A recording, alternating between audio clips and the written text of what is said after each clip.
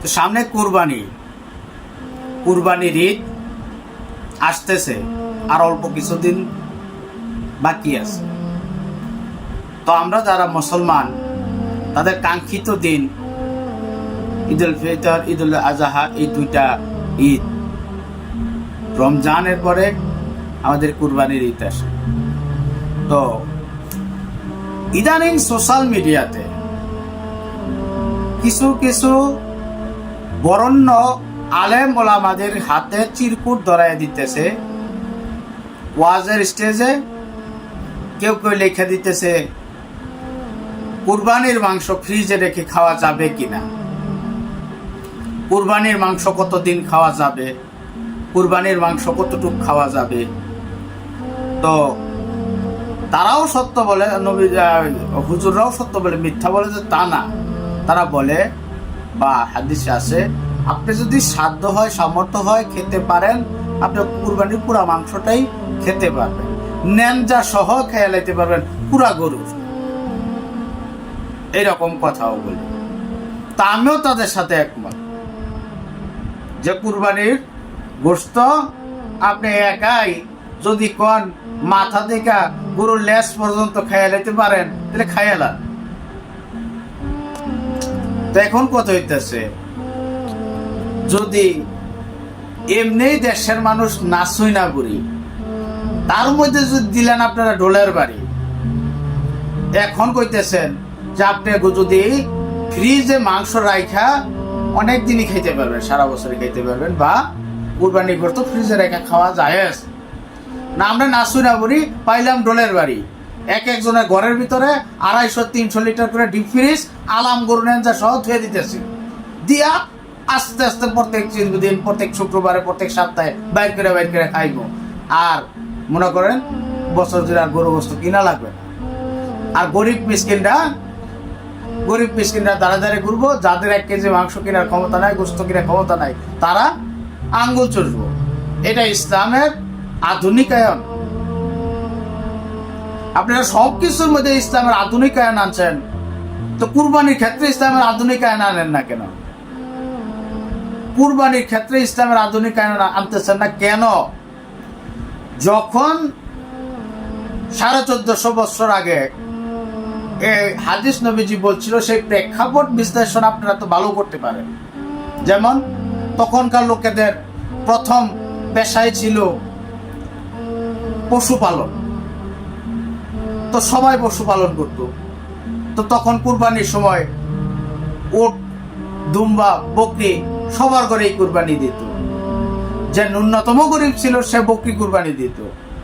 এমন একটা অবস্থা হয়েছিল, ওই সময় তেমন জামানা হয়েছিল, জাকাত দেওয়ার লেখা মাথায় নিয়ে জাকাত নিয়ে ঘুরতে হয়েছে 7 দিন, 10 দিন, 15 দিন। আবু বকর, ওমর রাদিয়াল্লাহু আনহু, ওসমান গনি জামানায় জাকাত দেওয়ার মানুষ পায় নাই, তো কুরবানির গোশত দেওয়ার মানুষ করতে পাইব, জাকাত দেওয়ারই মানুষ পায় নাই। তখন এত বিপ্লব তখন হয়েছিল, ইসলাম কায়েম প্রসার হয়েছিল, মানুষের ভিতরে চেতনা ছিল, তো কুরবানি গোশত দিতে পারতো না। বিদায় তারা সংরক্ষণের মাধ্যমে দীর্ঘদিন খাইতো। কারণ কুরবানি করার পরে মাংসটা তো নষ্ট করা যাবে না, গোশতটা তো নষ্ট করে ফেলা দেওয়া যাবে না, মাটিতে পুঁতা ফেলানো যাবে না, যাবে না। কি করতে হবে? যেইভাবেই পারো সংরক্ষণ করে খাইতে হবে।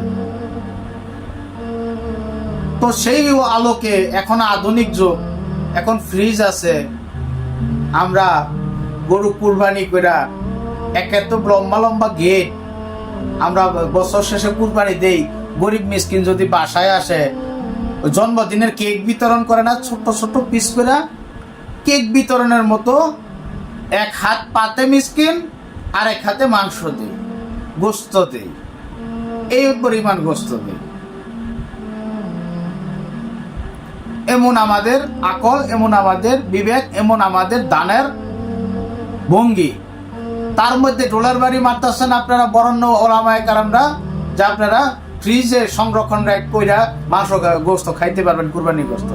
তখন আমি ওই গরিব মিসকিনটা আরও দিতাম না, ফ্রিজে রেখেই খাইব।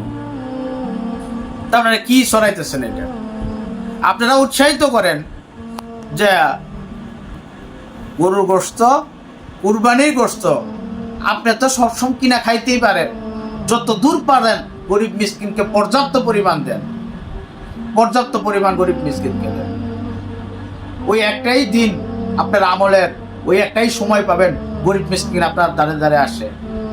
ইচ্ছা করলে আপনি গরিব মিসকিন তো ধরে আনা পারতেন না, ওই দিনই পারবেন। তো আপনি ওই সুযোগটা হাতছাড়া করবেন কি?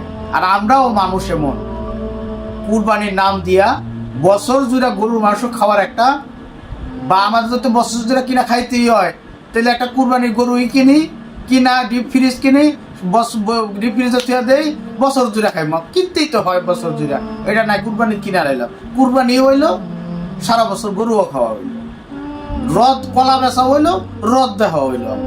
এই মন মানসিকতা চলে আসে। তার মধ্যে আপনারা বয়ানের মধ্যে কইতেছেন যে আপনারা সংরক্ষণ করে সারা বছরই খাইতে পারবেন, গরুর ল্যাঞ্জা সহ খাইতে পারবেন, চামড়া সহ খাইতে পারবেন। ঠিক আছে, আপনারা সত্য বলছেন, কিন্তু এর সাথে সাথে আপনারা এও উদ্বুদ্ধ করেন, অনুপ্রেরণা দেন যে গরুর গোশত আপনি অল্প রাইখা পর্যাপ্ত বিলিয়ে দেন, বহুত সোয়াব হবে। এই সোয়াবের একটা ধারগান আপনার হাতে আস, মৌকা আসছে, আপনি গোশত বিলাইয়া যান, রাস্তায় বের হয়ে পড়েন কুরবানির গোশত নিয়ে, যেন মিসকিন আপনার বাসায় না ঢুকতে হয় কষ্ট কইরা, আপনি রাস্তায় আইসা পড়েন, মিসকিন যাবে, গরিব যাবে, আপনি তাদের হাতে গোশত উঠিয়ে দিবে। ওই কেক দেওয়ার মতো না, বিস্কিট দেওয়ার মতো না, পর্যাপ্ত পরিমাণ দেন বা একটা আকল কইরা দেন। আর যদি গরিব আত্মীয় স্বজন থাকে নিজের ভাড়া দিয়া তাদের বাড়িতে পৌঁছাইয়া দেন, তাদের বাড়িতে পৌঁছাইয়া দেন। ওই আমরা ফোন করে আয় গোস্তটা লইয়া যা, তোর লেগে রাখছি, গরিব আত্মীয় বাসায় আসবে, আয়সা ডাক দিবে, আপনি ফোনটা ধরাইয়া দেন। আরে এটা তার হক, আপনার কাছ থেকে নিতেছে হক, আপনি বরঞ্চ নিয়ে দিতেছেন যে আপনি সওয়াব পাইতেছেন, আপনার এসে উপকার করলো, আপনি তার বাসায় যাইয়া দিয়ে আসেন। ইসলামের সৌন্দর্য এইটা, সৌন্দর্য এইটা না যে ফ্রিজের ভিতরে সংরক্ষণ করে গরুর মাংস খাইবেন বছর জুড়ে, এটা ইসলামের সৌন্দর্য না।